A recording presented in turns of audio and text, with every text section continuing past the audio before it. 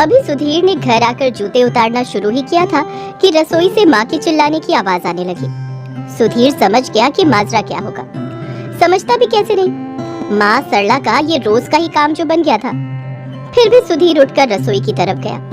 रसोई में देखा तो माँ आटे की परात लिए खड़ी थी और बहू सुमन को खरी खोटी सुना रही थी। सुमन आंख नीचे करके चुपचाप सुन रही थी। गौर से देखने पर पता चल रहा था कि सुमन सूखे पत्ते की तरह कांप रही है। सुधीर ने बीच में टोकते हुए पूछा, क्या हुआ माँ, क्यों इतना बीपी बढ़ा रही हो? ये सुनना था कि माँ सरला का पारा 7वें आसमान पर जा पहुंचा। वो गुस्से में बड़बड़ाने लगी, बीपी तो बस हमारा ही हाई रहता है। ये तुम्हारी बहू, ये तो बर्फ की सिल्ली है, हम ही धधकते हुए ज्वालामुखी हैं। सुधीर ने बात खत्म करने के लिए फिर से दोहराया, आखिर हुआ क्या है माँ, बताइए तो। बेटा ये देख, सरला ने परात दिखाते हुए कहा, इतना आटा बचा हुआ है जबकि सबकी रोटी बन चुकी है। ये इतना आटा है कि सारे घर की रोटी दोबारा बन जाएगी। अब घर में बासी आटे की रोटी तो बनती नहीं है, तो ये सारा आटा तो खराब हो गया ना। अब बता मुझे, तेरा बाप तो बाहर जाकर मर खप कर कमाए और यहाँ तेरी बीवी सारे राशन में आग लगाए। ये तो मुझसे बर्दाश्त ना होगा। सुधीर कॉलेज के दिनों से बाहर रहकर ही पढ़ा है। बाहर का खाना उसके पेट के माफिक नहीं होता था। अक्सर पेट में कोई न कोई गड़बड़ी लगी रहती थी, इसलिए सुधीर बाहर रहकर खुद ही खाना बनाता था। इस क्रम में वो एक अच्छा कुक बन गया था और उसे इस बात का पूरा अंदाजा था कि जो परात माँ दिखा रही है उसमें मुश्किल से 3 ही रोटी और बन सकती है, वो भी पतली पतली। अगर मोटी रोटी बनाने की कोशिश करो तो पक्का 2 ही बनेगी। 2 रोटी के फालतू आटे के लिए माँ का इस तरह सुमन को सुनाना सुधीर को बिल्कुल अच्छा नहीं लगता था।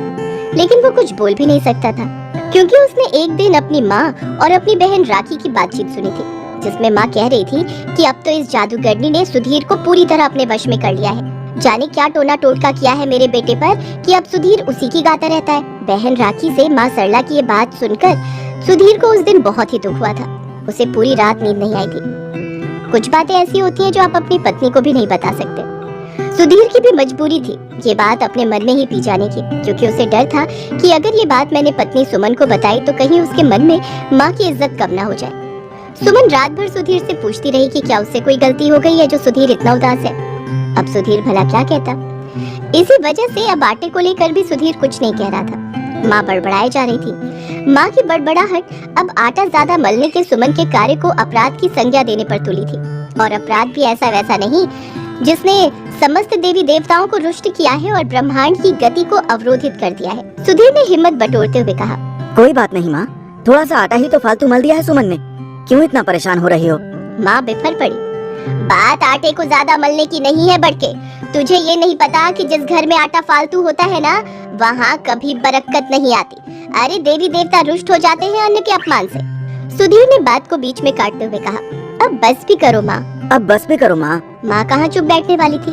हाँ, हम तो बस ही कर रहे हैं। शादी को 1 साल होने को आया, हम बस ही कर रहे हैं। पड़ोस की जयवती के लड़के की शादी तुमसे 1 महीने बाद हुई थी, अब अपने पोते को गोद में खिला रही है। हमें देखकर पोते को साड़ी से छुपा लेती है। हम बस ही कर रहे हैं। वो देख लो शर्माइन की बहू को, करवा चौथ पर अपनी सास को सोने की चेन दी थी। हमारी बहू ने ठन ठन को पाल दिया। हम बस ही कर रहे हैं। माँ को सफेद झूठ बोलते देख सुमन से रहा नहीं गया और ना चाहते हुए भी वो बोली पड़ी, माँ जी करवा चौथ पर आपको बनारसी साड़ी दी थी मैंने, आपके पाँव छूकर। आप भूल गई शायद। माँ ये सुनकर शांत होने की बजाय और बिफर गई। वो 2 कौड़ी की साड़ी, राखी ऐसी साड़ी अपनी काम वाली को भी ना दे। बहू तू ये सोच रही हो कि उस साड़ी की मैं साड़ियों में गिनती करूंगी तो जान ले, हमारा परिवार खानदानी है, कोई उठाई गिरो का परिवार नहीं है। वो तो मेरी हिम्मत मारी गई थी कि ऐसे अरे गहरे नथु खैरे परिवार की लड़की ले ली, वरना एक से एक रिश्ते आए थे हमारे सुधीर के लिए। हाँ, परिवार के बारे में अपशब्द सुन बहू सुमन का सब्र का बांध टूट गया और वो फूट फूट कर रोने लगी। सुमन कह रही थी, माँ जी हमें चाहे कुछ भी कह लो, हमारे परिवार को कुछ मत कहिए प्लीज। माँ थी कि रुकने का नाम ही नहीं ले रही थी। परिवार सुनने वाला हो तो कहाँ ही जाएगा। हमारी राखी के परिवार वाले कितनी तारीफ करते हैं हमारी। तारीफ जबरदस्ती नहीं कराई जाती, तारीफ तो अपने आप ही करते हैं लोग। सुमन से रहा नहीं गया और वो फपक फपक कर रोती हुई अपने बेडरूम की तरफ भागी। पीछे से माँ की आवाज उसे और भी ज्यादा रुला गई। माँ कह रही थी, लो महारानी, अब खाना परोसने का नंबर आया तो बहाना बनाकर कोप भवन में जा रही हैं। ये सुनकर सुमन और भी तेज तेज रोने लगी। सुधीर के सामने एक बार फिर वही स्थिति थी। सुमन को संभाले या माँ को समझाए, ये सुधीर के साथ पहली बार नहीं हो रहा था। 2 भाइयों और 1 बहन में सुधीर सबसे बड़ा था। सुधीर के पिताजी सरकारी नौकरी से रिटायर हुए थे। अभी 11 महीने पहले ही सुधीर की शादी हुई थी। सुधीर एक प्राइवेट कंपनी में काम करता था, जहां उसके साथ काम करने वाले लोग शादी के बाद की अपनी व्यथा बताते रहते थे कि कैसे वो शादी के बाद अपनी माँ और बीवी के बीच में पिस रहे हैं। इसी से डर कर सुधीर शादी नहीं करना चाहता था, लेकिन माँ और बहन ने तो जिद पकड़ ली थी। सुधीर के लाख मना करने पर भी माँ और बहन कुछ सुनने को तैयार नहीं होती थी। सुधीर की बहन यूं तो उससे छोटी थी, लेकिन सुधीर ने पहले उसकी शादी करवा दी थी। सुधीर को अपनी शादी के बाद बस एक ही बात समझ में नहीं आती थी, और वो बात ये थी कि उसके अपने माँ बाप और बहन की आदतों में वो परिवर्तन देख रहा था। ये परिवर्तन उसके दिमाग को तो समझ आ रहे थे, लेकिन उसका दिल मानने को तैयार नहीं था। जिस तरह का बर्ताव माँ सुमन के साथ कर रही है, वैसी तो माँ कभी नहीं थी। उसने तो माँ को हमेशा दूसरों से अच्छा बर्ताव करते हुए, दूसरों की इज्जत करते हुए ही देखा। फिर माँ को ये शादी के बाद क्या हो गया है कि वो सुमन से इतना खराब व्यवहार करने लगी है। कमरे में आकर सुधीर ने शीशे में अपना हाथ देखा। सुधीर के हाथ पर बचपन की चोट का निशान था, जैसे कोई जलती हुई चीज से उसका हाथ जला हो। जाने अनजाने में सुधीर जब भी शीशे में देखता था तो उसकी नजर अनायास ही जले हुए हाथ पर चली जाती थी। अब सुधीर की नजर सुमन की तरफ गई, जो मुंह बिस्तर में दबाकर बुरी तरह रो रही थी। सुधीर ने प्यार से सुमन की पीठ पर हाथ रखा तो सुमन सुधीर से लिपटकर रोने लगी और कहने लगी, मैंने माँ जी को हमेशा माँ की तरह माना है, लेकिन पता नहीं क्यों वो मुझे अभी तक अपना नहीं पाई है। मैंने आज तक आपसे ये छुपाया, पर आज दिल हल्का करना चाहती हूँ। सुधीर ने आत्मीयता से पत्नी सुमन से कहा, मैं तुम्हारा पति हूँ सुमन, तुम मुझसे कुछ भी कह सकती हो। सुमन ने सुबकते हुए कहा, माँ जी खाने के ऊपर रोज मुझसे बुरा व्यवहार करती है। परसों एक रोटी जल गई थी तो माँ जी ने मुझे बहुत डांटा और तवा भी फेंक कर मारा, मुझे लगते लगते बचा। ये सुनकर सुधीर बहुत चिंतित हुआ और उसकी नजर एक बार फिर अपने हाथ के जले हुए निशान पर गई। सुमन रोते हुए बता रही थी, अब तो मुझे रसोई में घुसते हुए भी बहुत डर लगता है कि पता नहीं माँ जी किस बात पर गुस्सा हो जाए। आपको सच कहूँ तो मैं अपने घर में पापा की बहुत लाडली थी। पापा ने मुझे कभी रसोई में घुसने नहीं दिया और बड़े लाड प्यार से पाला। मैं ये नहीं कह रही कि मुझे यहाँ भी रसोई में नहीं घुसना, मैं तो बस इतना कहना चाहती हूँ कि मुझे अभी खाना बनाने की इतनी समझ नहीं है। मैं सीखने की बहुत कोशिश कर रही हूँ, पर मुझे अंदाजा ही नहीं लग पाता कि पूरे घर के लिए कितना आटा ठीक लगेगा। कभी आटा कम रह जाता है, कभी ज्यादा हो जाता है। माँ जी मुझे ज्यादा आटा होने पर भी डांटती है और कम आटा होने पर भी। रोटी थोड़ी सी जल जाती है तो भी डांटती है और थोड़ी सी कच्ची रह जाती है तो भी। सच कहूँ तो अब खाना बनाने के नाम पर भी मेरी रूह कांप जाती है। मैं समझ सकता हूँ, तुम उदास मत हो और हिम्मत से काम लो, मैं कुछ करता हूँ। सुधीर की इस बात ने सुमन को दिलासा दिया, क्योंकि जब से सुमन इस घर में ब्याह कर आई थी उसने एक बात तो नोट की थी कि सुधीर उसकी बात न केवल सुनता है बल्कि समझता भी है, और बिना किसी रार तकरार के उसके लिए जिंदगी को आसान बनाने का काम भी करता है।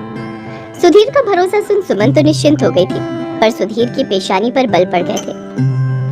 उसने बरामदे में आकर देखा तो माँ उसकी बहन राखी को फोन मिलाकर रोते चिल्लाते हुए बढ़ा चढ़ाकर किस्सा सुना रही थी। उनकी बातों का सार था कि बहू ने रसोई में उनसे बहुत बदतमीजी दिखाई, पलटकर जवाब दिया और सुधीर भी साथ ही खड़ा था।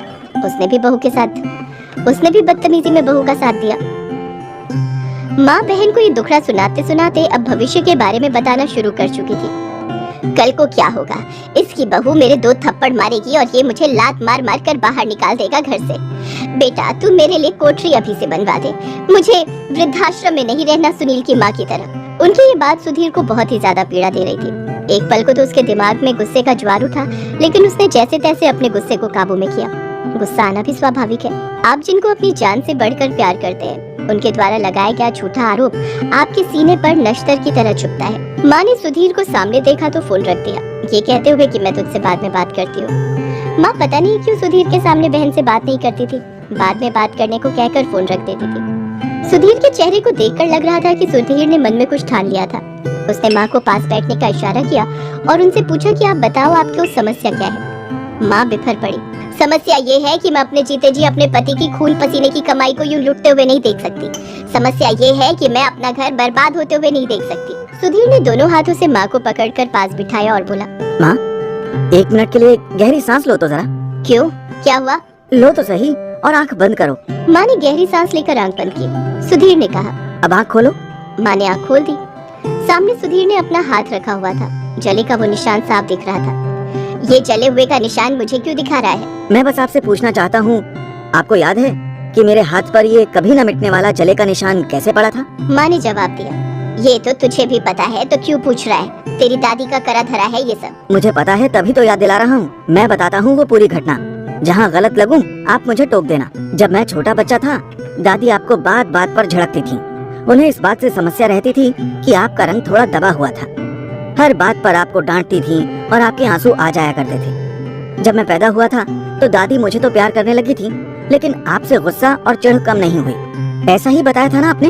हाँ तो ऐसा ही तो था, मैंने कोई झूठ थोड़ी ही ना बोला है। अपने पापा से पूछ लेना, वो तो इन बेचारों ने मेरा साथ दिया, वरना मैं तो घुट घुट कर मर चुकी होती अब तक। दादी आपको बहुत सुना थी, यहाँ तक कि चुटिया पकड़कर भी खींच लेती थी।